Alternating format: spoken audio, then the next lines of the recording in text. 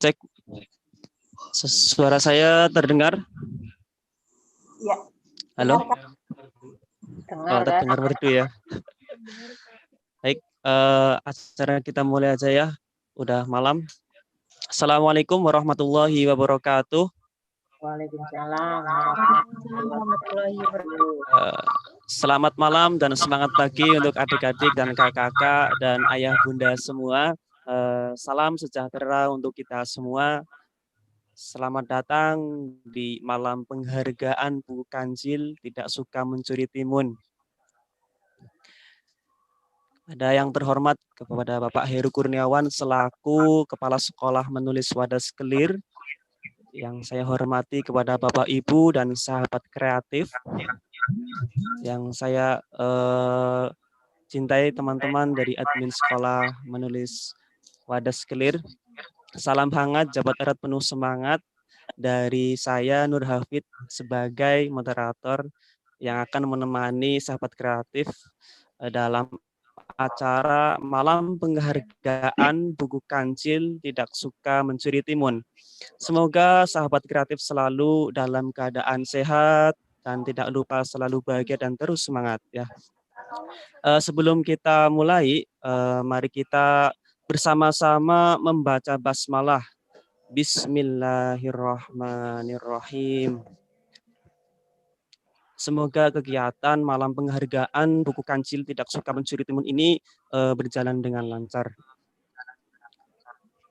Sebelum acara dilanjutkan, saya akan membacakan tata tertib penggunaan aplikasi Zoom pada malam hari ini. Yang pertama, tidak mengaktifkan fitur mikrofon atau di mute saat kegiatan berlangsung. Yang kedua, sahabat kreatif dipastikan sudah mengisi form pendaftaran. Yang ketiga, sahabat kreatif harap mengisi absen. Yang keempat, sahabat kreatif harus mengikuti acara sampai selesai. Semoga para sahabat kreatif malam penghargaan ini mematuhi peraturan ini supaya acara berjalan dengan lancar. Sahabat kreatif yang bahagia, perlu diketahui acara malam hari ini ada sambutan dan ulasan dongeng kancil oleh Pak Heru. Yang kedua ada pembacaan 10 nominator terbaik dalam buku kancil Tidak Suka Mencuri Timun. Yang ketiga penyampaian ulasan proses kreatif menulis buku kancil Tidak Suka Mencuri Timun. Yang keempat ada pemenang 3 nominator buku kancil Tidak Suka Mencuri Timun. Yang kelima info kreatif dan closing. Baik. Yang pertama ada sambutan dan ulasan dongeng kancil yang oleh disampaikan Pak Guru. Kepada Pak Guru, halo. Apakah sudah masuk? Sudah, Boy. Oke, silakan Pak Guru untuk menyampaikan sambutan ulasan dongeng kancil dan jangan lupa kameranya diaktifkan Pak Guru.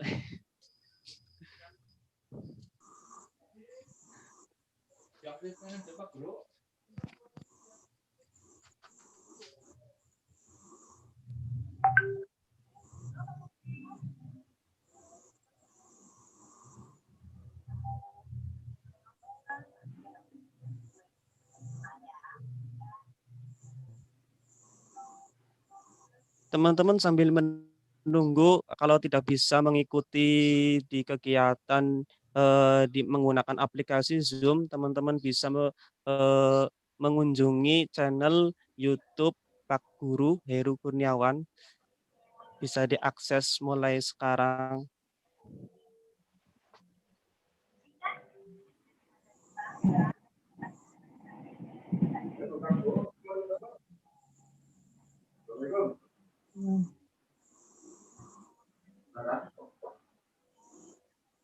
Yang mau buka kok, Bu?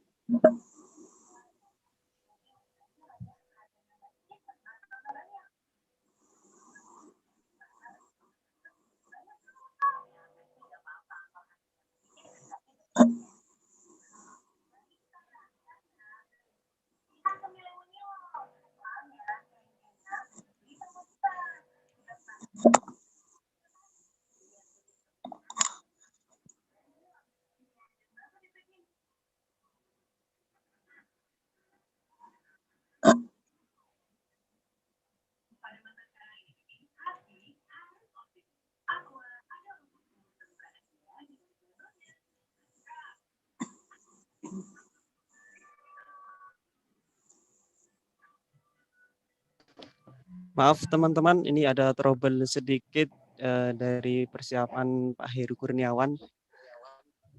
Mohon untuk menunggu.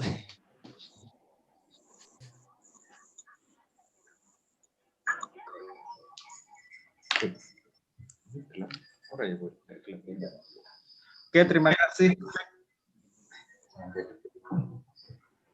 Silakan Pak Heru untuk menyampaikan sambutan dan ulasan dongeng kancil tidak suka. Oke, terima kasih Mas Safik. Halo, cek suara saya kedengaran, Mas? Kok bisa keluar sini? Kedengaran Pak Guru. Harusnya kan ini masuk, Pak. Harusnya nggak masuk. Cek. Cek, halo. Mantap. Sudah jelas Pak Guru suaranya. Halo. Nah, ini benar.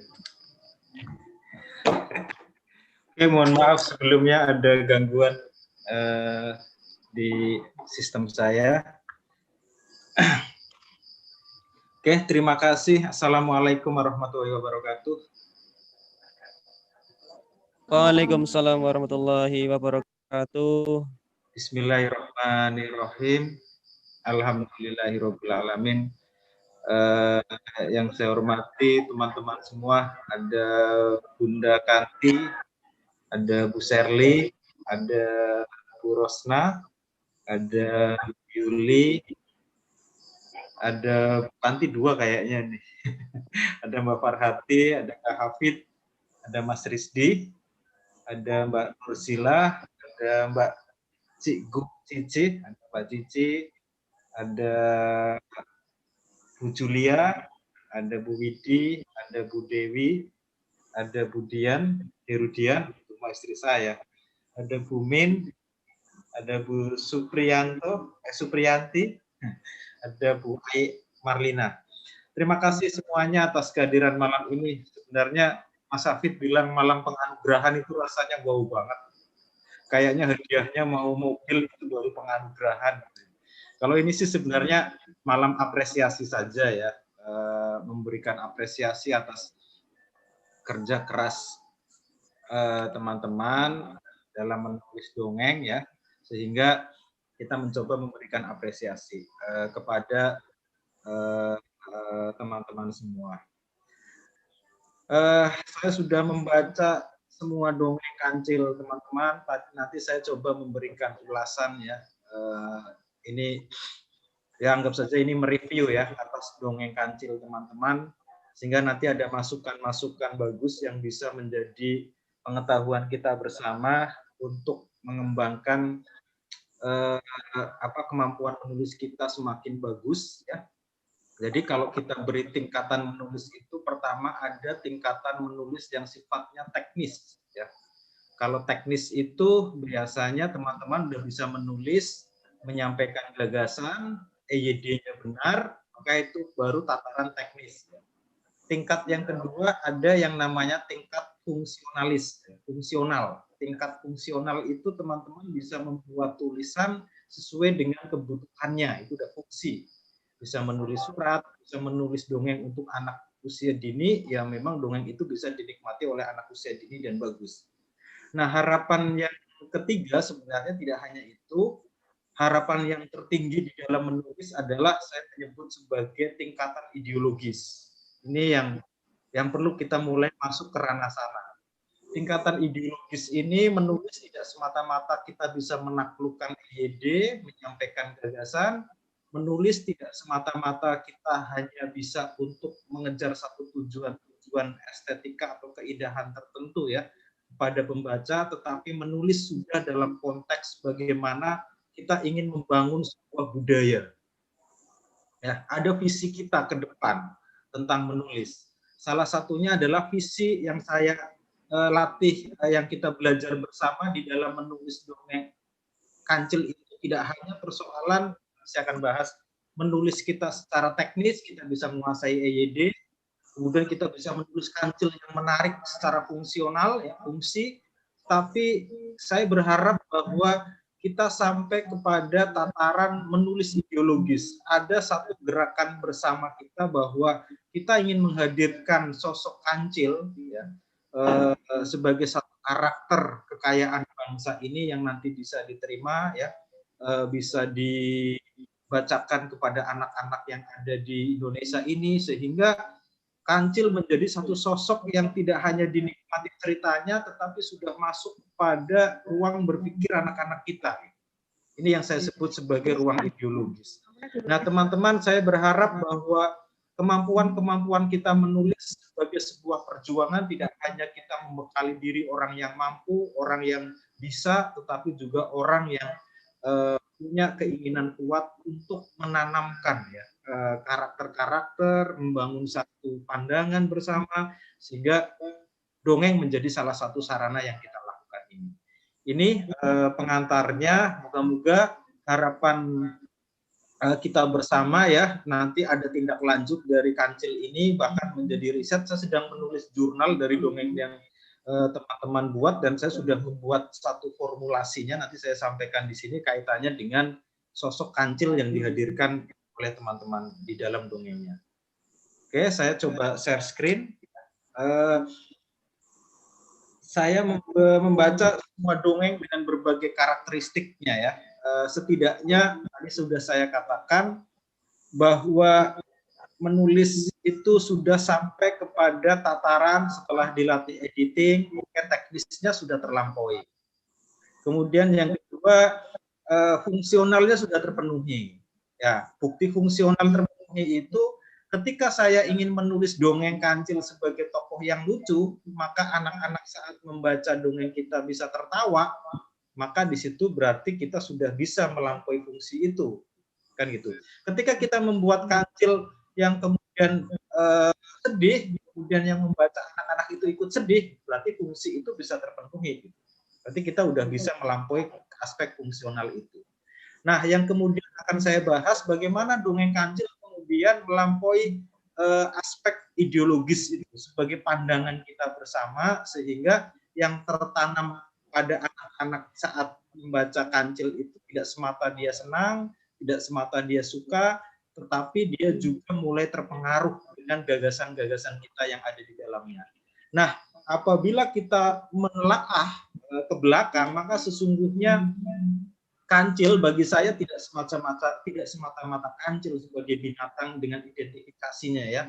Ada yang menyebut rusa, ada yang sesuai dengan kulturnya masing-masing.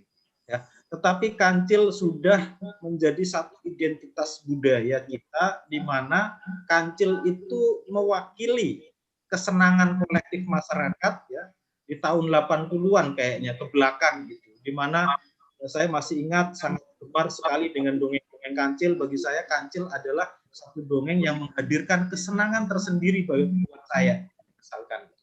Jadi ini udah identitas bersama, dan ternyata tidak hanya saya, teman-teman yang ada di sini juga merasakan sensasi begitu senang terhadap Kancil ya, sampai kemudian Kancil menjadi satu pandangan. Apa itu pandangan? Orang tua mengarahkan kita memiliki kecerdasan seperti Kancil, kita memiliki pandangan dunia begitu hebatnya Kancil, bisa menaklukkan binatang-binatang lain ya. Kita bisa menginginkan bagaimana kita bisa mengidentifikasi kita seperti Kancil yang cerdas, yang kreatif. Itu menjadi satu pandangan bersama. Nah, kemudian sampai kemudian di tahap bagaimana kita memiliki harapan diri kita ya, istilahnya idealitas kita, bahwa ada harapan masyarakat bersama. Nah, persoalannya yang kemudian muncul adalah beberapa karakter Kancil yang dihadirkan di dalam dongeng ternyata ya, setelah beberapa kajian dari berbagai penelitian yang saya dapat adalah Kancil hadir dengan sosok yang cerdik, tetapi juga ada sisi-sisi lain yang perlu kita pertimbangkan dari aspek karakter kulturalnya. Misalkan Kancil itu cerdas, tetapi sering memanfaatkan kecerdasannya untuk kepentingannya sendiri. Kancil itu pintar, tapi pintarnya untuk mengelabui orang lain.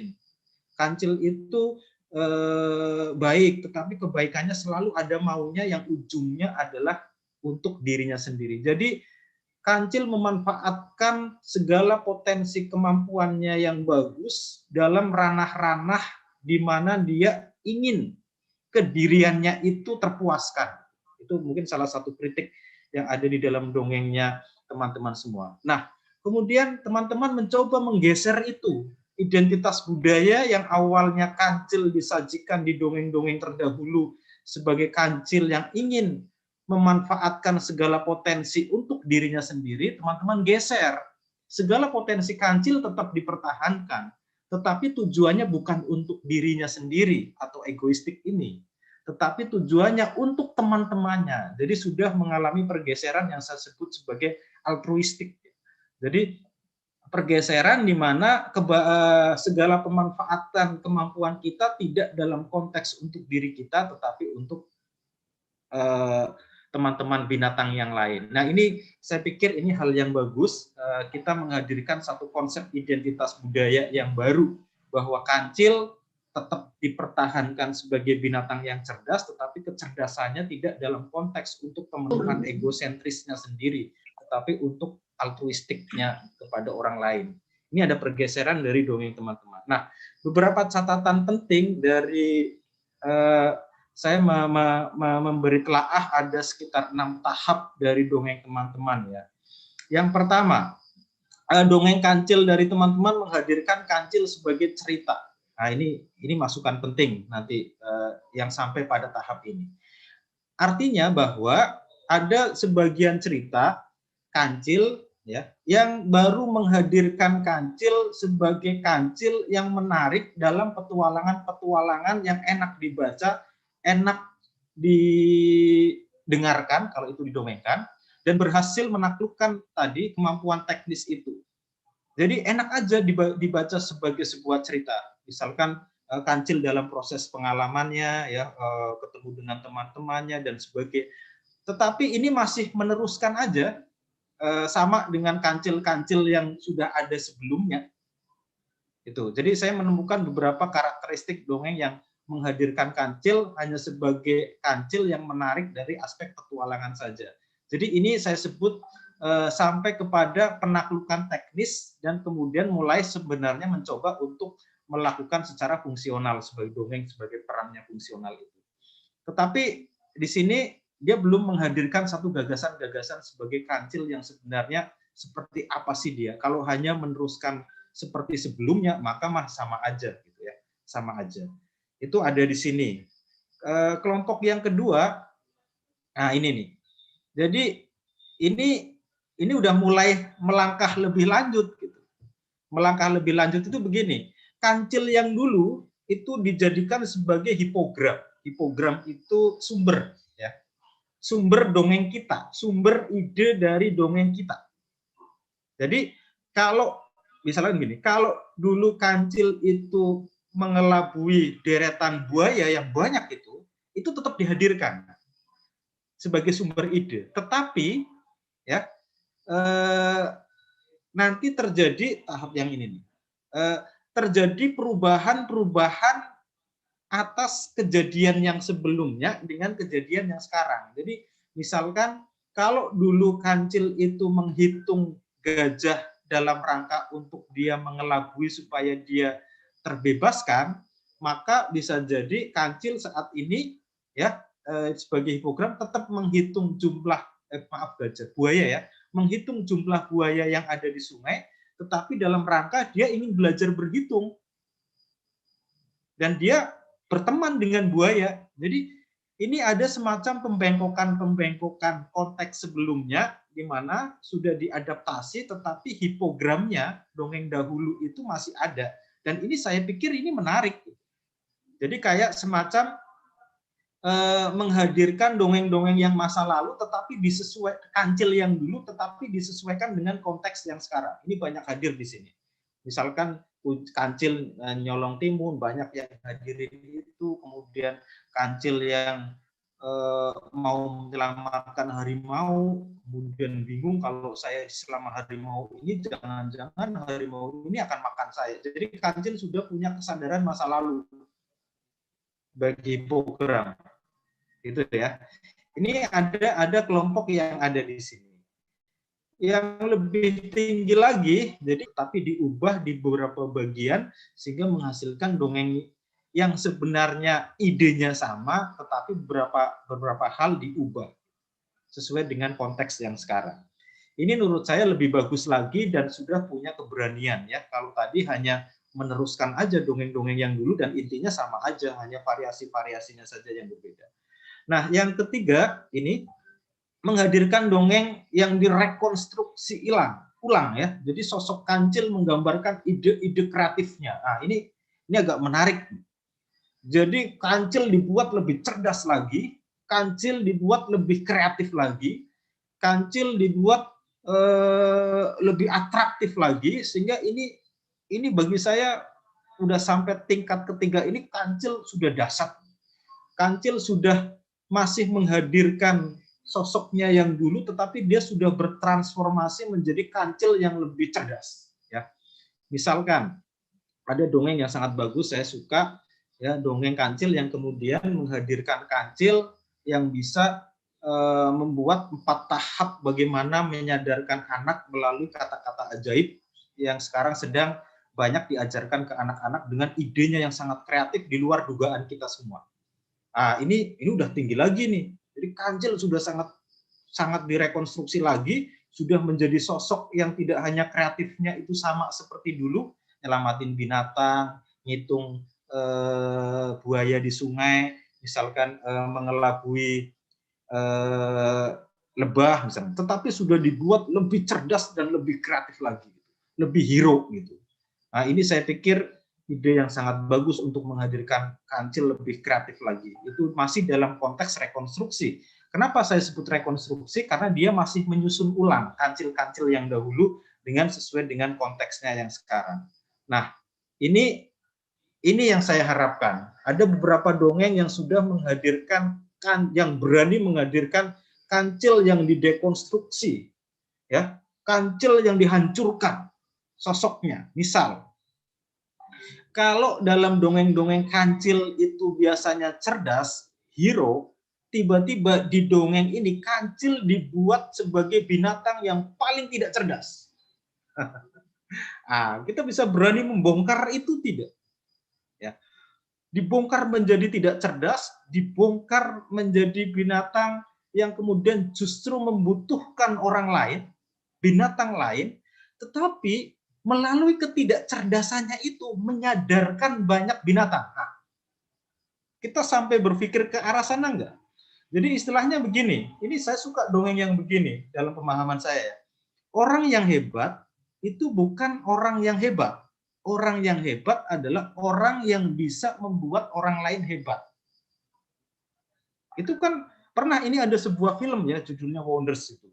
Jadi penghargaan kepada anak hebat bukan anak yang ranking 1, bukan anak yang ranking 2, tetapi justru anak yang ranking terakhir, tetapi karena dia ranking terakhir, telah membuat banyak anak-anak lain jadi ranking 1.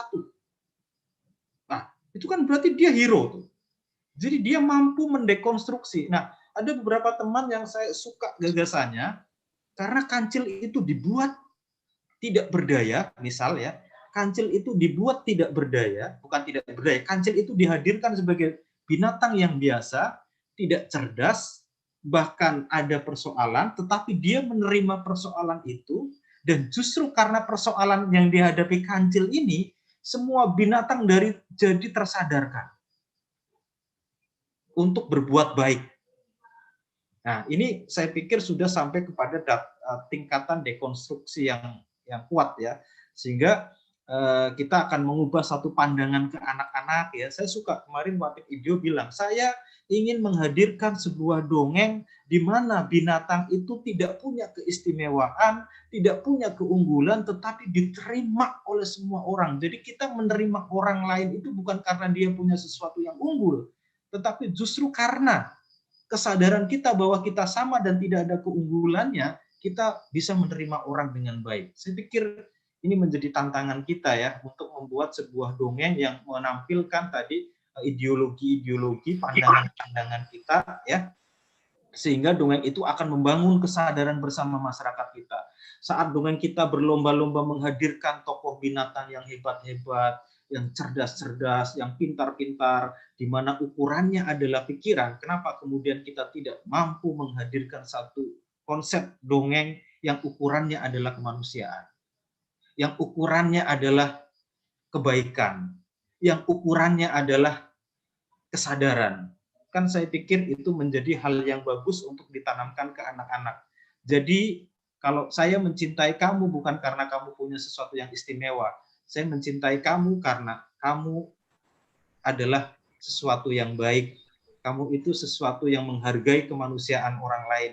Kamu itu berbeda dari saya dan saya menerima keberbedaanmu karena keberbedaan bagian dari keindahan yang kita terima. Bukan karena kamu bisa bersuara indah, bukan karena kamu menolong saya, bukan karena kamu punya harta, bukan karena kamu punya kecerdasan yang bagus, tetapi karena kamu adalah sesuatu yang memang mampu menyadarkan kita dari aspek kemanusiaan sehingga aku mencintaimu. Nah, ini menjadi sesuatu yang saya pikir gagasan penting dan saya menemukan beberapa dongeng yang sudah menghadirkan ini.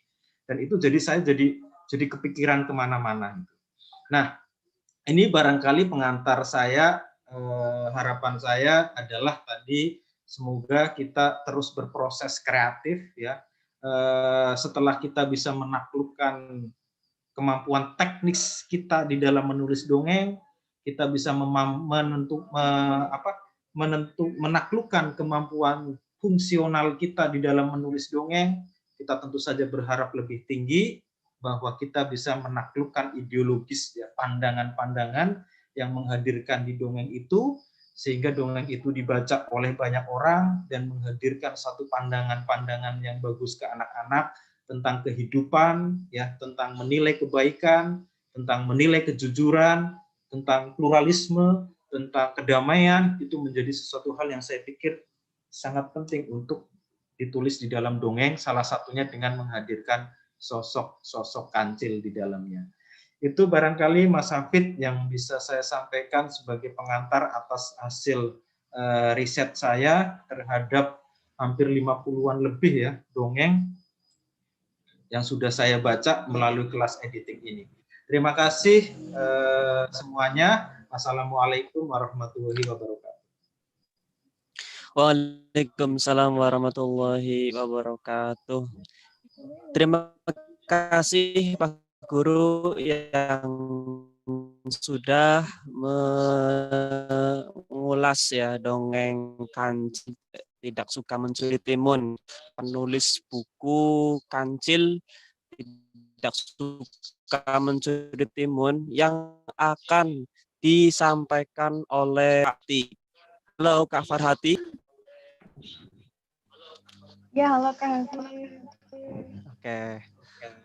Silakan Kak Farhati untuk menyampaikan 10 nominator penulis. Oke, baik. Terima kasih Kak Hafid atas waktunya. Kemudian selamat datang kepada bunda-bunda, ayah bunda semuanya. Malam penghargaan buku Kancil Tidak Suka Mencuri Timun.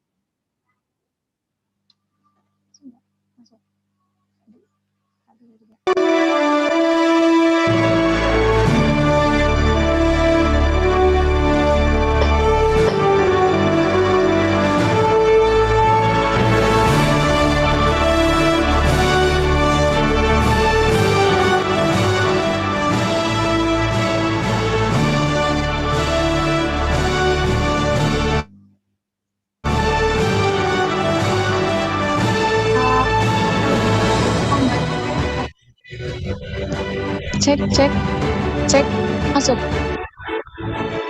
Oke, perkenankan saya membacakan 10 nominasi penulis terbaik buku Kancil Tidak Suka Mencuri Timun. Penulis pertama atas nama Sri Rahayu. Beliau adalah seorang penulis dan guru MI Al-Falah UIN Jakarta.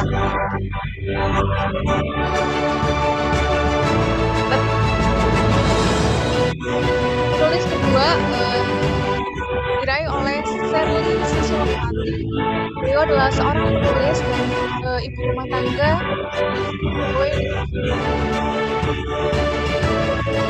Nominasi ketiga oleh Bunda Ernaningsih, seorang penulis, ibu rumah tangga dan juga dosen di Universitas Langkawi. Nominasi keempat diraih oleh Elvi Syahrini Pasaibu. Beliau adalah seorang penulis dan juga guru SD. Nominasi kelima diraih oleh Bapak Tugiono, penulis dan pengawas sekolah di Korwil Cam Dinas Pendidikan Gumelar, Banyumas. Nominasi ke-6 diraih oleh Vivi Afia Yustiana, seorang penulis buku bacaan anak. Nominasi ke-7 diraih oleh Rizka Mawadah Nur Azizah.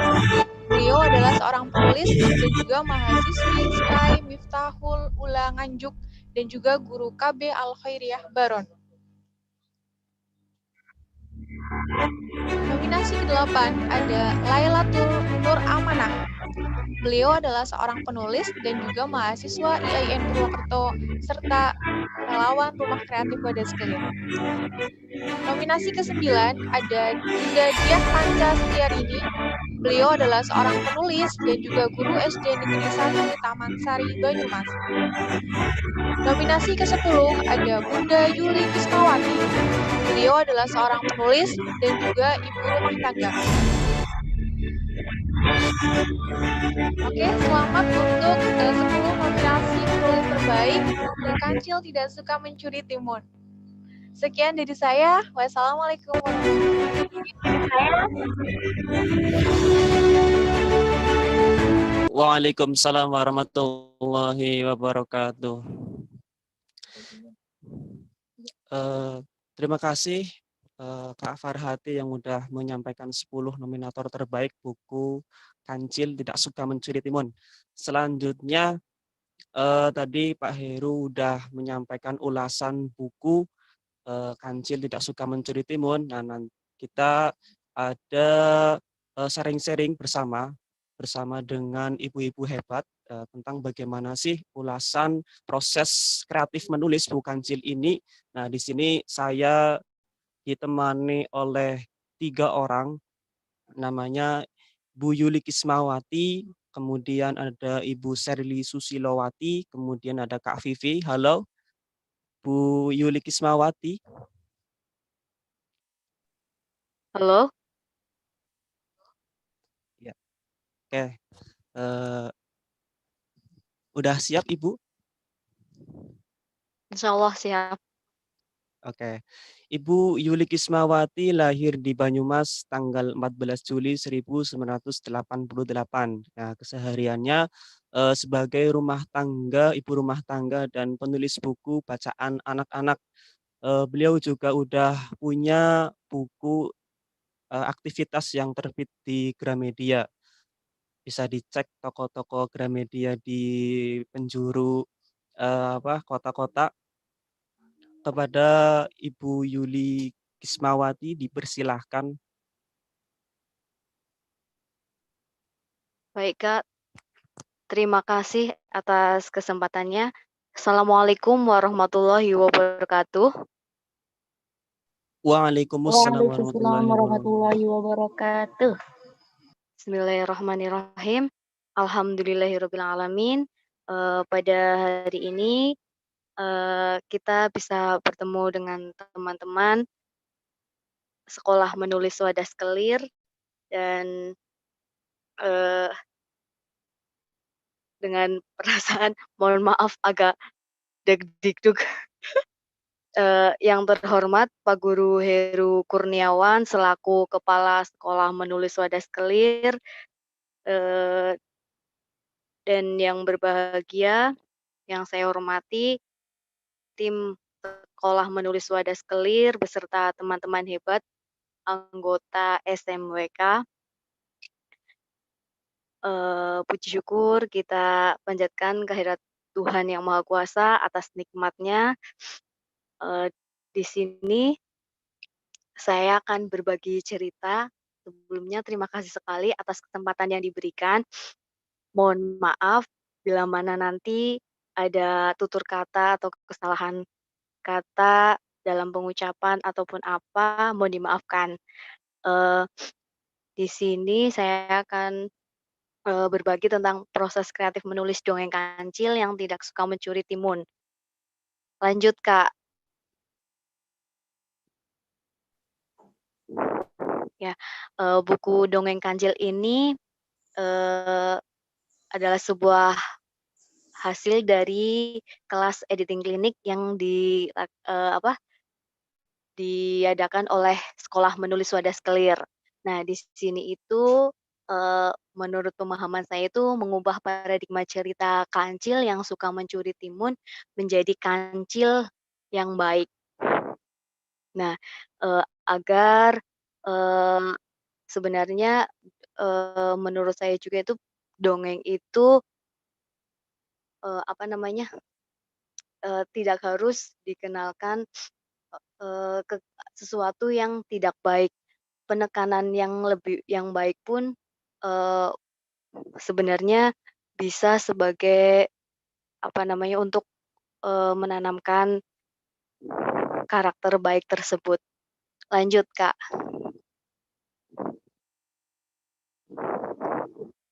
Nah, dalam menulis dongeng itu saya, mendapati beberapa kesulitan, di antaranya kesulitan menemukan ide unik dari mengubah kancil yang sudah terpatri oleh anak-anak, tentang kancil yang suka mencuri timun menjadi kancil baik itu, apa namanya, sangat sulit dalam menemukan ide tersebut. Namun saya tetap berusaha agar bisa, eee, apa nam eee, mendapatkan ide cerita. Nah, kemudian kesulitan meluangkan waktu untuk menulis. Sebagai ibu rumah tangga dan mengurus 2 orang anak, menemani anak PJJ itu juga sangat sulit dalam meluangkan waktu untuk menulis. Nah, di situ, kita pun harus pinter-pinter membagi waktu, seperti halnya dalam menulis dongeng ini, saat itu saya menulis dengan menemani anak yang sedang bermain. Saya pegang HP sambil menulis, seperti itu. Sebenarnya kalau kita ada kemauan, insya Allah katanya ada jalan, seperti itu.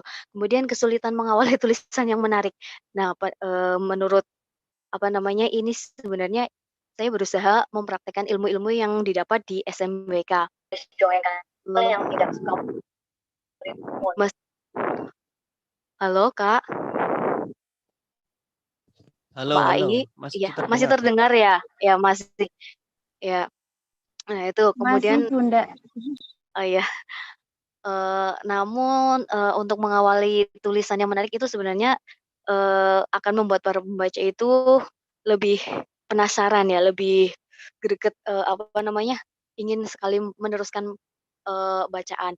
Nah, tapi, eee, mengawali tulisan yang menarik itu sangatlah tidak mudah, tapi kita tetap harus berusaha dengan berlatih menulis sesering mungkin dan tidak lupa membaca buku. Lanjut, Mbak.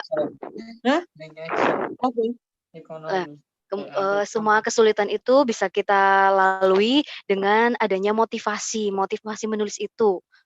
Seperti halnya motivasi entah dari dalam diri ataupun dari luar, dari luar dari luar ya, motivasi di dalam diri atau dari luar. Seperti ingin belajar menjadi lebih baik. Nah, sebenarnya saya memang, masih banyak yang belum saya tahu dibanding teman-teman di sini yang sudah senior, daripada saya, makanya saya ingin belajar, menjadi lebih baik lagi. Nah, agar lebih bermanfaat, untuk sesama, khususnya untuk anak-anak yang menikmati bacaan-bacaan kita. Kemudian menghasilkan karya yang bagus. Nah, itu juga sebagai motivasi agar kita, bisa apa namanya, mengalahkan rasa malas. "Saya mau nulis ini, pokoknya saya harus bisa," seperti itu. Kemudian menulis dongeng yang menghibur serta mengandung nilai moral. Nah, eee, kebetulan dulu-dulu itu saya menulis dongengnya itu selalu memikirkan nilai moralnya saja, tetapi untuk menulis dongeng kancil ini saya berusaha, meyakinkan diri agar saya itu tulisan saya dapat menghibur anak-anak selain, mengandung nilai moral tersebut, seperti itu. Kemudian termotivasi dari orang lain. Nah ini, juga, keuntungan saya pribadi berada di anggota SMWK yang sering dimotivasi oleh Pak Guru dan teman-teman. Nah itu bisa jadi motivasi sendiri agar kita itu, apa namanya ya, bisa berkarya seperti itu. Dan selanjutnya mungkin motivasi, saya tambahkan jadi memiliki banyak teman. Nah, lanjut Mbak. Nah, ini untuk proses menulisnya saat itu sebelum menulis saya membaca buku, eee, membaca buku dongeng-dongeng kancil. Sekarang kan, membaca buku tidak harus buku cetak, e-book atau buku elektronik itu juga sudah tersedia, seperti di aplikasi iPusnas. Nah, alhamdulillah di sana juga ada dongeng kancil baik, dongeng apapun tersedia di iPusnas.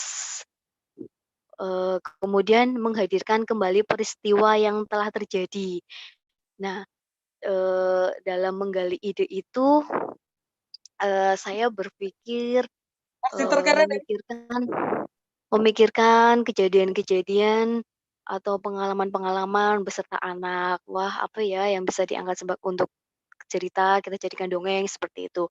Kemudian membuat outline.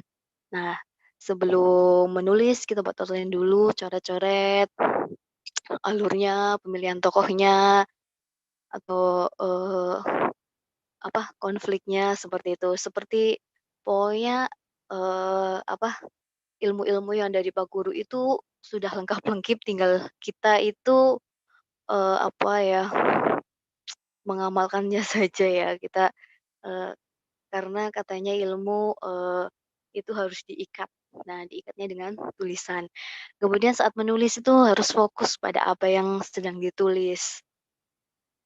Sebenarnya untuk fokus itu saya sendiri itu susah ya, karena terkadang di tengah jalan itu ada ide yang berkeliaran, wah ini. Nah, ide yang berkeliaran itu terkadang kalau sempat kita, kemarin pas nulis dongeng kancil ini, saya sempat, buat juga untuk perbandingan dengan alur yang berbeda.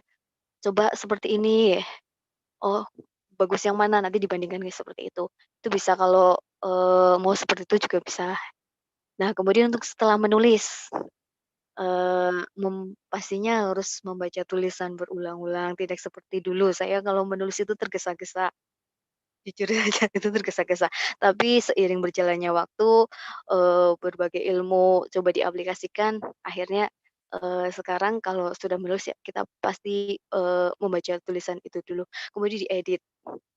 Nah, edit tulisan ini, kadang juga apa, takut ada tanda baca atau apa yang salah, kemudian diedit lalu, meskipun kadang juga menjadi revisi juga ya, "Oh, ini harusnya seperti ini," alurnya diganti lagi itu nggak apa-apa. Kemudian sempat seperti itu pas nulis kancil, kemudian dikirim.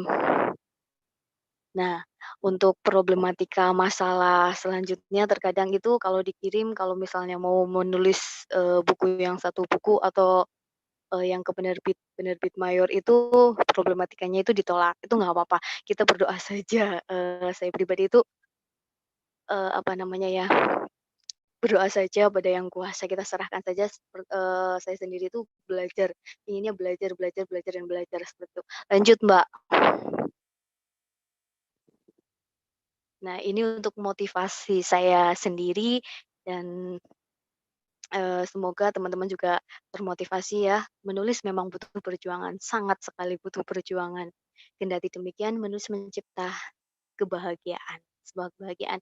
Insya Allah dengan kita menulis, eee, hidup kita akan bahagia. Jujur saya kalau menulis selesai sampai selesai. Itu saya bahagia, entah itu mau diterima atau ditolak, itu tidak masalah.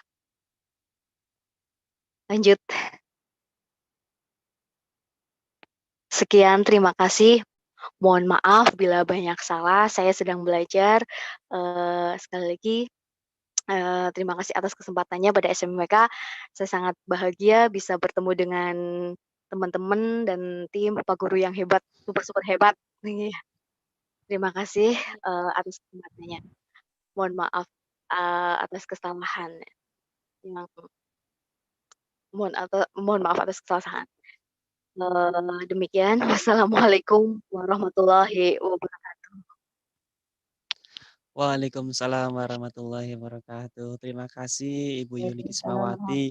Ternyata Ibu Yuli Kismawati dimulai dari kesulitan ya merubah tokoh kancil ini yang tadi suka mencuri timun dan sampai sekarang kancil ini tidak suka mencuri timun. Nah, baik, selanjutnya ada ulasan yang kedua dari Ibu Sherly Susilowati. Halo Ibu Sherly. Ya, halo. Assalamualaikum Kak Hafiz dan Waalaikumsalam. Sehat Ibu? Alhamdulillah. Alhamdulillah. Ibu Sherly ini lahir di Banyumas tanggal 7 Juli tahun 1981. Beliau juga sebagai penulis ya dan pegawai juga sipil ya, pegawai sipil sekarang tinggal di Aji Barang ya Bu, RT 1 RW 1 Karangbawang Banyumas. Kepada Ibu Sherly, apakah sudah siap? Insya Allah. Silakan Ibu untuk menyampaikan ulasan. Ya, baik, terima kasih Kak Hafiz atas waktunya. Bismillahirrahmanirrahim. Assalamualaikum warahmatullahi wabarakatuh. Kedengaran suaranya, Kak? Waalaikumsalam warahmatullahi wabarakatuh. Waalaikumsalam warahmatullahi wabarakatuh. Kedengaran Ibu? Ya, baik, terima kasih. Yang pertama, alhamdulillah pada kesempatan malam hari ini ya bisa diberi kesempatan untuk sharing gitu ya tentang proses kreatif menulis dongeng kancil. Kemudian yang kedua juga bersyukur bisa bergabung dengan sahabat kreatif semua di sini, sehingga banyak sekali ilmu yang bisa saya dapatkan di sini, gitu ya. Baik, yang selanjutnya yang kami hormati Pak Guru Heru di sini, ya, alhamdulillah. Terima kasih Pak Guru Heru atas ilmunya, banyak sekali yang dapat saya terima di sini begitu ya, yang sangat bermanfaat gitu ya. Baik, sahabat kreatif semuanya, sharing tentang proses kreatif menulis dongeng kancil ini. Yang pertama mungkin kita tahu bahwa yang namanya, lanjut Kak itunya. Ya, kita tahu bahwa yang namanya kancil itu tokoh dongeng yang ini udah sangat sangat dekat sekali dengan anak-anak ya. Bahkan semuanya sepertinya tahu gitu ya tentang dongeng kancil begitu ya. Nah, ini kan suatu kesempatan ya buat kita bahwa melalui dongeng kancil ini itu akan lebih mendekatkan kita kepada anak-anak, kepada dunia anak-anak gitu ya, untuk menyampaikan pesan moral kita kepada mereka, seperti itu. Lanjut Kak. Ya.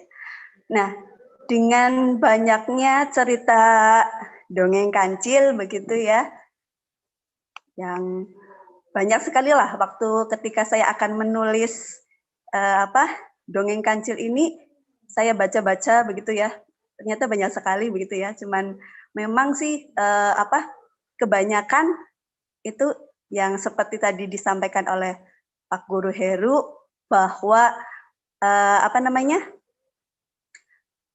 sikap yang dimunculkan itu adalah sikap kancil yang cerdas, tapi itu tadi kecerdasannya itu hanya untuk dirinya sendiri begitu ya. Nah, dari sini kita sebagai penulis kan memiliki tanggung jawab untuk menuliskan kembali dongeng kancil yang baik begitu ya.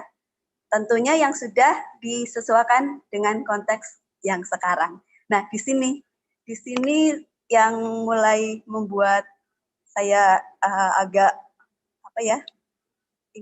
berpikir yang sesuai dengan konteks sekarang begitu ya. Nah, ya.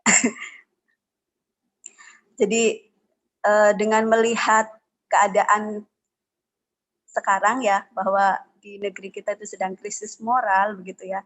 Jadi saya mengambil ide dari itu. Ya.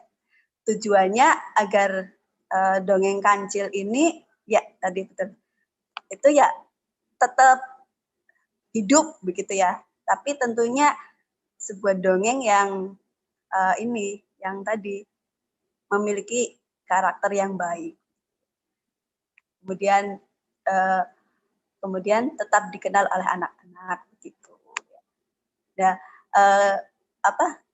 saya tertarik menulis dongeng ini sebenarnya karena selama ini saya tuh terbiasa saya membiasakan begitu ya, saya membiasakan diri kepada anak-anak itu ketika mereka ada konflik atau ada apa begitu ya, itu saya menyampaikan pesannya atau menyampaikan itu dengan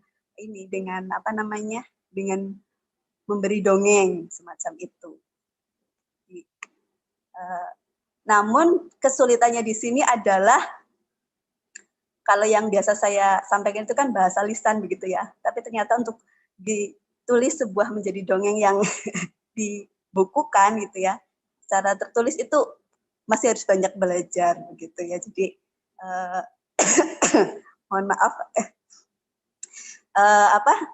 Awalnya ketika ide-ide itu menulis dongeng itu keluar, saya tulis dulu semuanya. Entah itu nanti bahasanya betul atau tidak, itu saya nanti dulu. Yang penting saya tulis dulu semuanya. Setelah semuanya selesai, kemudian saya endapkan beberapa 1 atau 2 hari atau berapa hari lah begitu. Baru kemudian saya baca ulang, kemudian saya baru memperbaikinya lagi. Itu proses saya menulis dongeng.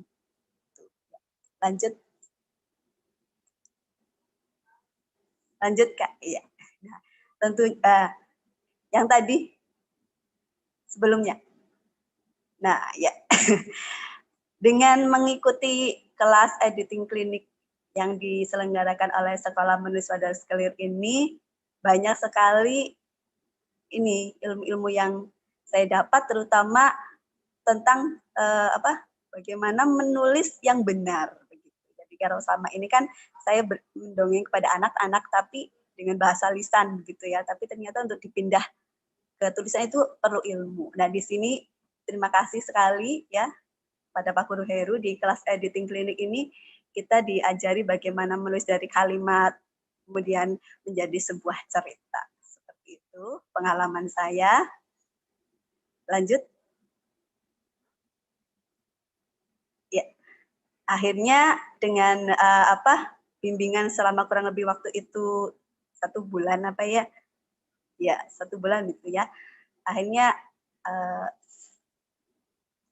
selesai menulis buku kancil Tidak Suka Mencuri Timun ya, bersama teman-teman yang lain, yang tentunya dari cerita ini cerita yang sudah disesuaikan dengan konteks yang sekarang tadi. Bahkan di sini saya juga belajar tadi yang disampaikan sama Pak Guru Heru, itu ada satu tulisan yang sangat sangat bagus sekali, yaitu bisa mendobrak sifat kancil. Nah, ini jadi ternyata kita itu sebagai penulis harus berpikir sampai sedemikian rupa begitu, agar tujuan kita ya dalam menulis gitu ya, khusus untuk saya sendiri sih, ketika menulis saya tidak berharap apa-apa, saya hanya berharap yang menjadi motivasi saya untuk menulis adalah menulis untuk anak-anak saya, gitu ya. Untuk menulis anak-anak saya sebagai tanggung jawab saya sendiri, membentuk kepribadian mereka dengan harapan mereka itu bisa mewarnai teman-temannya. Gitu. Jadi, mengawali dari diri kita sendiri seperti itu. Kemudian harapannya ya seperti itu tadi, bisa mewarnai yang lainnya. Begitu. Ya, next. Terima kasih. Mungkin itu sekedar sharing dari saya tentang proses menulis kreatif kancil, dongeng kancil baiknya. Semacam itu. Untuk teman-teman yang sebagai motivasi kita juga ya, bahwa tugas kita penulis adalah menulis. Terserah nanti tulisan kita itu menulis dengan baik maksudnya. Nah, terserah nanti tulisan kita itu mau seperti apa, biarkan buku yang kita tulis nanti akan menemukan takdirnya. Semacam itu. Terima kasih. Assalamualaikum warahmatullahi wabarakatuh. Waalaikumsalam warahmatullahi wabarakatuh. Terima kasih Bu Sherly yang sudah menyampaikan ulasannya ya. Selanjutnya ulasan yang ketiga itu ada Kak Vivi Afia. Halo Kak Vivi Afia.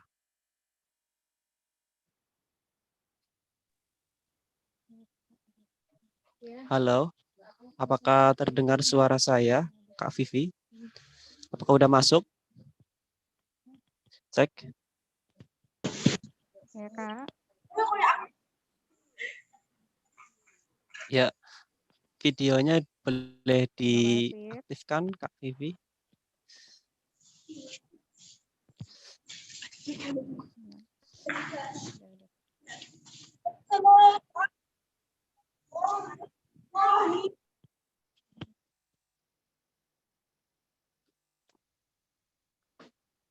Oke, Kak Vivi. Kak Vivi ini lahir di Magetan tanggal 22 Februari 1988.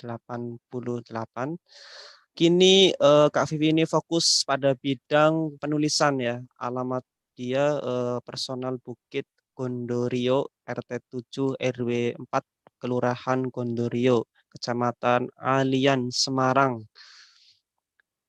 Kak Vivi, halo, apakah udah siap untuk menyampaikan ulasan buku Kancil Tidak Suka Mencuri Timun ini? Iya, Kak. Insya Allah siap. Ya, silahkan. Suaranya kurang keras, Kak. Dengar nggak, Kak? Dengar nggak, Kak? Dengar. Kayaknya Oke. sinyalnya lagi nggak beres nih. Gimana? Ya, silahkan untuk menyampaikan ulasannya. Sinyal saya lagi nggak beres kayaknya nih.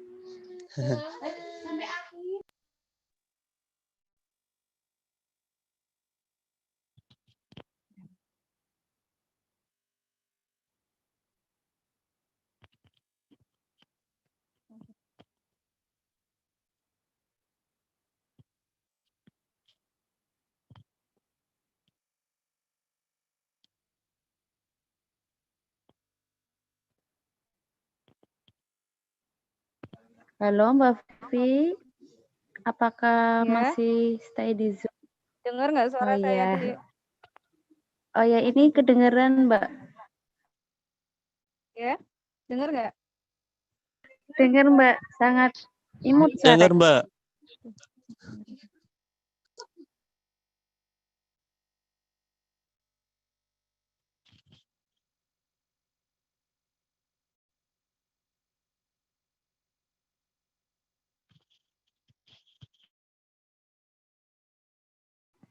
Halo Mbak Vivi.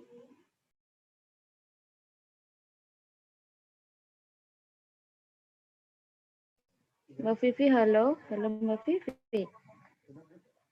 Apakah masih sinyal?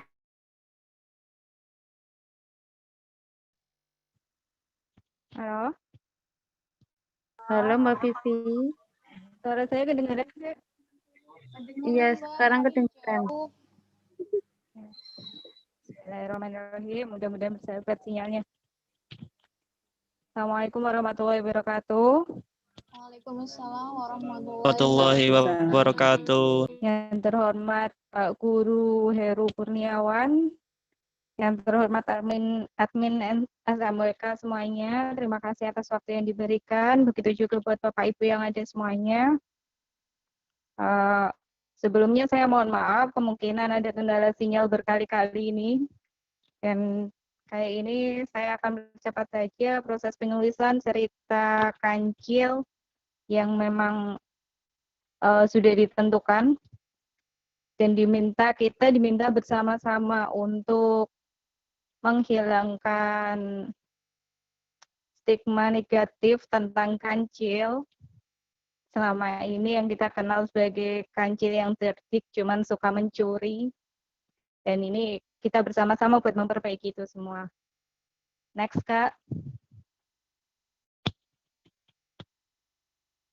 Halo. Kita ketahui bersama, Kancil merupakan dongeng yang berupa tokoh binatang yang kita ketahui bersama bentuk fabel. Jadi tokoh utama kita sudah ditentukan Kancil, kita mencari tokoh pendamping atau lawan dengan berbagai konflik yang ya kita pikir sendiri, kita keluarkan sendiri sehingga memunculkan sesuatu yang sesuai dengan tujuannya. Next, Kak.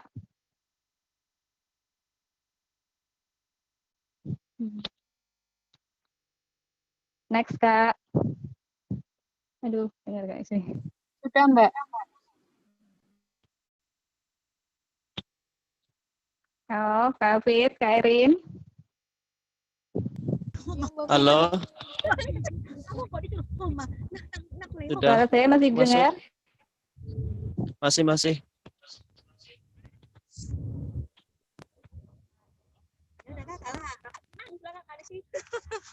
Alright, mohon maaf saya Pak, saya tadi apa tadi.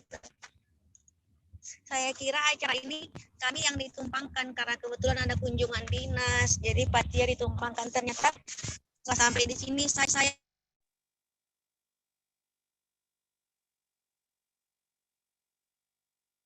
Halo Mbak Vivi. Apakah aman? Nggih. Lanjut, Mbak. Oke. Lanjut dong infonya. Aduh. Bentar. Salah. Nggak kelihatan. Oke. Saya lanjut aja ya. Ini nggak kelihatan. Oh ya. Ayo. Untuk Kancil tidak suka mencuri timun, saya menulis dengan tokoh yang sudah ditentukan, dan saya memilih satu binatang lain, binatang mendamping, yaitu kelinci. Karena di situ kita sesuaikan dengan fabel yang ada. Saya memilih 2 binatang saja karena saya tidak ahli buat memberi nama binatang-binatang tersebut. Jadi lebih baik pakai binatang yang lain. Kadang ada ide, kadang juga tidak. Kadang malah mirip sama nama orang dan takutnya nanti kalau tersinggung atau salah paham malah jadi masalah dan kacau. Terus di sini tujuannya juga disesuaikan untuk memperbaiki si Kancil itu, dan saya tidak pernah bisa lepas dari fakta ilmiah. Jadi Kancil merupakan salah satu makhluk hidup, di sini binatang, di mana saya tidak bisa yang namanya melompat. Sebetulnya kalau Kancil mencuri timun, banyak pertanyaan. Timunnya buat apa? Karena sebetulnya Kancil tidak terlalu suka dengan timun. Untuk apa dan untuk siapa kita tidak pernah tahu. Tapi karena itu adalah cerita yang sudah turun-temurun ya, kita taunya itu saja lah. Nggak tahu dulunya gimana ceritanya, saya kurang paham juga. Next, Kak. Untuk alur yang menantang sepertinya tergantung dengan alur cerita yang kita pilih ya. Kadang ada yang jago sekali membuat cerita-cerita yang menantang, tapi sepertinya saya kurang jago. Dan untuk kemas alur dengan bagus dan unik. Dan selanjutnya, ini pesan Pak Guru yang berulang-ulang, menghindari menggunakan nasihat dalam cerita, dan ini selalu saya garis bawahi. Karena kadang kelupaan juga, kesalahan di situ selalu dan selalu. Next, Kak.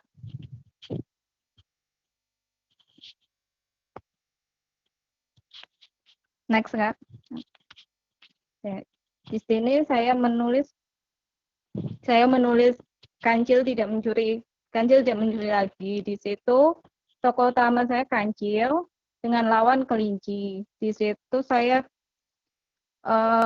mengambil kelinci karena Kancil itu di situ kita memperbaiki Kancil yang mencuri timun. Saya di sini menggarisbawahi timun itu makanan Kancil. Orang awam tahunya mencuri timun untuk dimakan. Jadi saya terpaksa cari-cari referensi baik secara online maupun secara manual. Sebetulnya apa saja makanan dari Kancil itu. Dan dari situ saya tertarik ke binatang kelinci untuk menjadi tokoh lawan. Jadi ada alasan buat berputar-putar di makanan mereka karena mereka sama-sama herbivora dan jenis makanan yang mereka makan sebagian besar sama. Oke. Dari situ saya juga mengungkapkan fakta di situ bahwa Kancil tidak menyukai timun dan perbaikan bahwa Kancil tidak selalu bersikap buruk. Bahkan Kancil tidak berani mencuri lagi. Oke, saya rasa cukup sekian. Itu dasar saya menulis semua. Baik, terima kasih atas waktunya. Mohon maaf atas segala kekurangan. Assalamualaikum warahmatullahi wabarakatuh. Waalaikumsalam warahmatullahi wabarakatuh. Terima kasih Kak Vivi atas ulasannya. Dari 3 materi ini menyampaikan pengalaman dari proses menulis buku Kancil Tidak Suka Mencuri Timun sampai punya impian punya buku, kemudian dibacakan oleh orang-orang banyak dan kemudian orang-orang tersebut terkesan sampai masyarakat Indonesia ya. Nah, dari bahwa Kancil ini sebagai cerita yang dikonsumsi oleh pembaca dan pendengar untuk apa? Untuk menguatkan karakter dan moral anak, remaja dan pembacaan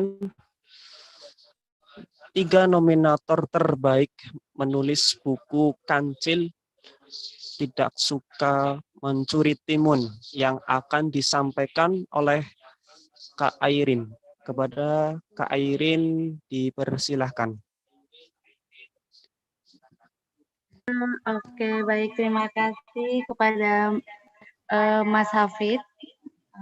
Sebelumnya saya bismillahirrahmanirrahim. Assalamualaikum warahmatullahi wabarakatuh. Bagaimana bunda-bunda semua? Apakah deg-degan?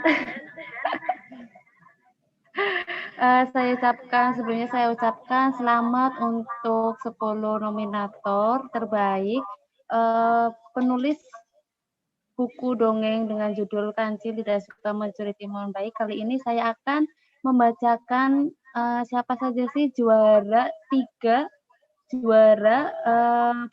menulis buku dongeng Kancil Tidak Suka Mencuri Timun. Sebentar, saya akan share dulu. Ini nggak pakai musik nih, karena takutnya mengganggu lagi. Nanti malah kurang apa namanya, kurang konsentrasi biar bunda-bunda sekalian mendengarkan suara saya yang kurang yoi.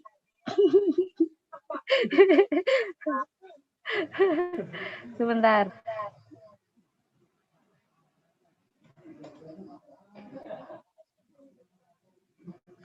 Apakah sudah terlihat? Juara penulis buku dongeng Sudah, Kak. dengan judul Kancil Tidak Suka Mencuri Timun. Dendeng ada siapa saja, Kak? Baik. Selanjutnya untuk juara 3. Yeay, ada Kak Lailatul Nur Amanah dengan judul Buah Kesabaran Kancil. Selamat kepada Kak Lailatul Nur Amanah untuk juara 3-nya. Selamat. Yeay, mungkin ibu-ibu bisa tepuk tangan dari rumah gitu. Baik, untuk selanjutnya ada juara 2. Siapakah itu? Kita lihat. Deng deng deng deng deng deng. Ini anggap saja ini ada musiknya yang menegangkan ya. Deng deng deng deng. Wah, juara 2 Bu Yuli Kismawati dengan judul Ada Apa Dengan Kancil. Selamat. Iya, selamat Bunda Yuli Kismawati yang sedang menemani anaknya yang sedang menangis. Baik, Selamat, Bunda. Selamat. Baik, untuk juara 1, siapakah itu? Duh, saya juga ikut deg-degan ini.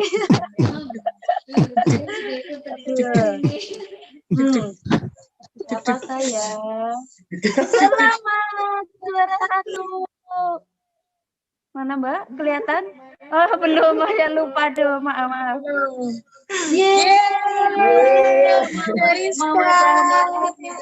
Dengan judul Teka-teki 4 Kata Istimewa. Baik. Terima kasih. Selamat kepada para pemenang. Semoga semuanya jangan dianggap apa namanya.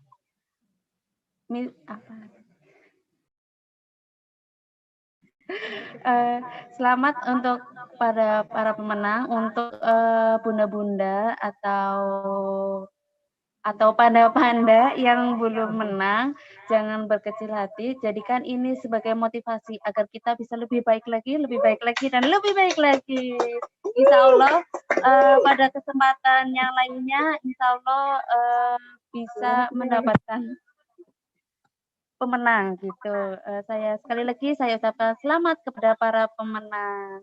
Semoga dengan adanya acara penganugerahan buku dongeng Kancil ini menjadikan semangat semuanya untuk para bunda-bunda semuanya, bukan hanya untuk para pemenang, bahkan untuk para bunda-bunda semuanya yang mengikuti Zoom meeting ini. Nggih, bunda semuanya. Itu saja dari saya. Saya ucapkan selamat lagi untuk para pemenang, untuk para 10 nominator dan 3 pemenang nanti akan dihubungi oleh admin untuk hadiahnya. Sebenarnya tidak seberapa, tetapi ini rasa bangga kami terhadap bunda-bunda semua yang sudah mau berkarya lagi dan terus berkarya. Semoga bunda-bunda dan ayah-ayah semuanya selalu semangat berkarya, tidak berkecil hati, dan selalu semangat semuanya. Baik, itu saja yang bisa saya sampaikan. Terima kasih. Wassalamualaikum warahmatullahi wabarakatuh. Yeay. Terima kasih.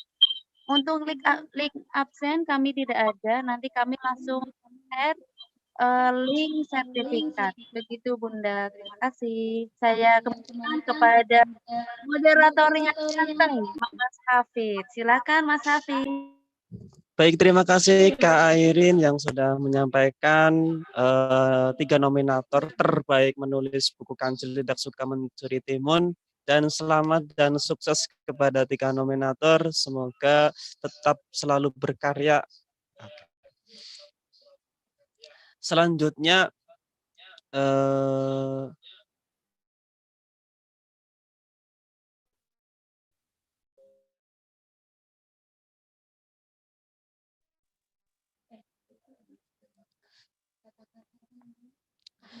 selanjutnya ada closing statement dari ulasan ketiga pemateri hari ini.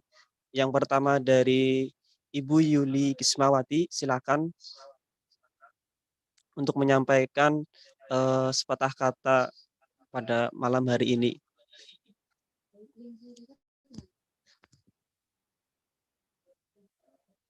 Halo Ibu Yuli.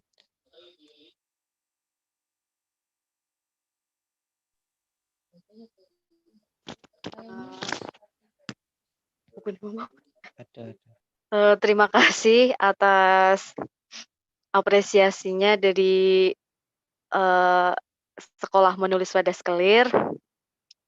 Saya tidak mengira bisa masuk nominasi 10 nominasi.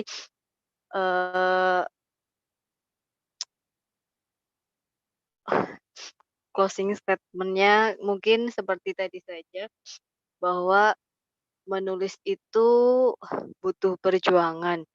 Namun kendati demikian, menulis mendatangkan kebahagiaan. Ya, kebahagiaannya seperti saat ini. Terima kasih. Demikian, Kak. Terima kasih Ibu Yuli. Selanjutnya dari Ibu Serli, silahkan untuk menyampaikan sepatah kata dari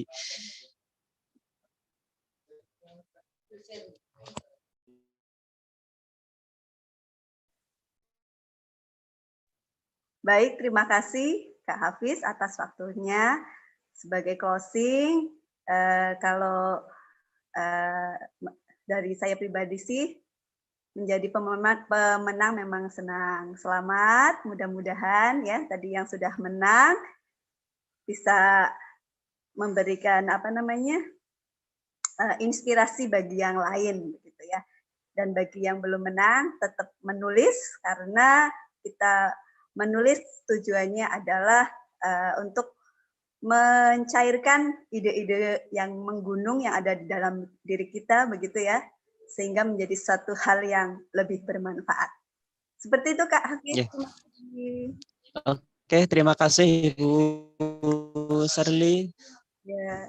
Selanjutnya Kak Vivi, silakan untuk menyampaikan closing statement-nya.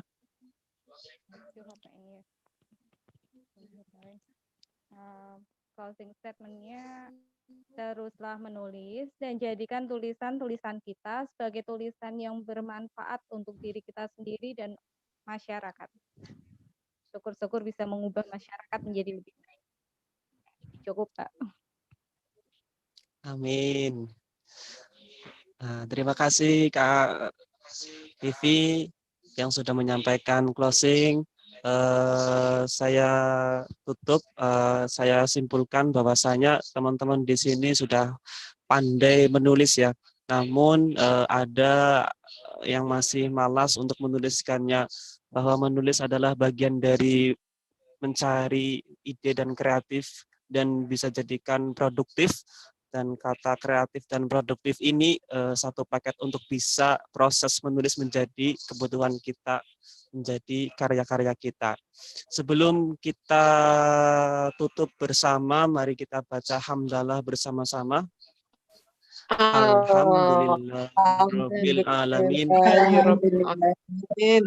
Dimohon Bapak Ibu untuk mengaktifkan videonya, nanti kita foto bareng-bareng yang akan dipandu oleh Kak Farhati.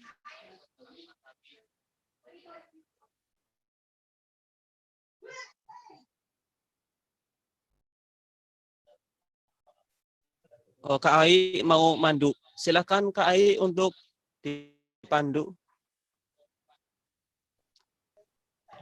Baik, mungkin semuanya bisa diaktifkan videonya ya. Mohon maaf, saya menggunakan akunnya Pak Heru.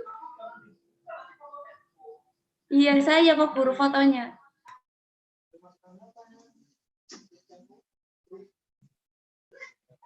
Baik, ya mohon maaf, minta tolong diaktifkan. Ini ada Bu Siti Jumiatri, Bu Sumintarsi, Bu Dian Herudian, Bu Ciku Cici, sama siapa lagi nih yang belum aktif ini? Pak Triat Adi Yuwono. Baik, siap semuanya? Subhanallah, cantik semua. Saya terharu lihatnya. Baik, 1, 2, 3. Sebentar.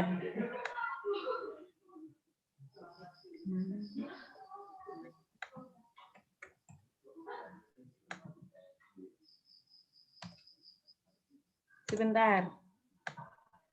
Baik, semuanya bilang A. 1, 2, 3. A.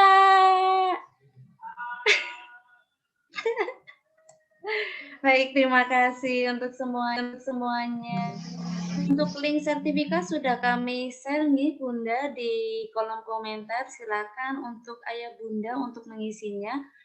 Untuk sertifikat setelah mengisi link nanti masuk ke dalam. Terima kasih Kak Airin. Terima kasih Kak Airin yang sudah memandu fotonya. Karena acara sudah selesai, mari kita baca hamdalah juga. Saya Kak Hafid sebagai moderator. Apabila dari awal sampai akhir ini ada kata-kata yang kurang pas, mohon maaf sebesar-besarnya. Jangan lupa jaga 3I. Yang pertama jaga iman, yang kedua jaga imun, yang ketiga jaga image. Ya. Nah, jangan lupa bahagia dan tetap semangat, karena dengan adanya bahagia dan semangat mengantarkan kita pada jiwa yang sehat dan raga yang kuat. Dan karena raga yang kuat menjadi manusia yang penebar manfaat, penebar pejabat erat. Terima kasih. Dari saya, wassalamualaikum warahmatullahi wabarakatuh. Waalaikumsalam warahmatullahi wabarakatuh.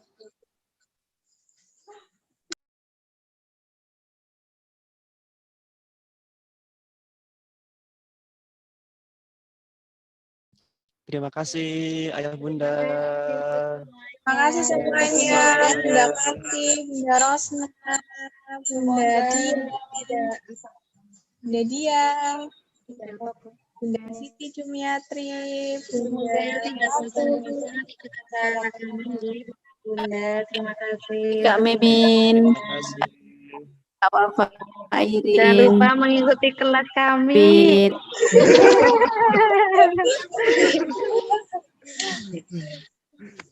Terima kasih semuanya. Terima kasih semuanya. Bunda Erna, Bunda Yuli, Bunda Rizka, dan semuanya. Ya, sama-sama. Terima kasih juga. Rumah Pak Clear. Iya.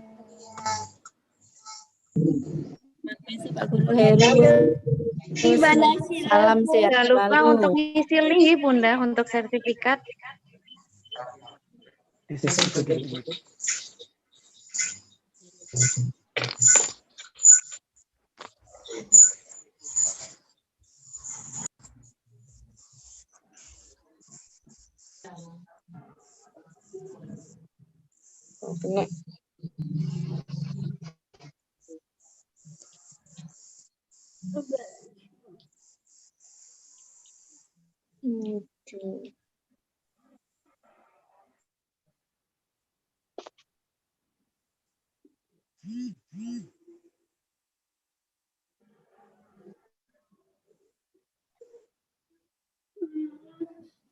Adik kita.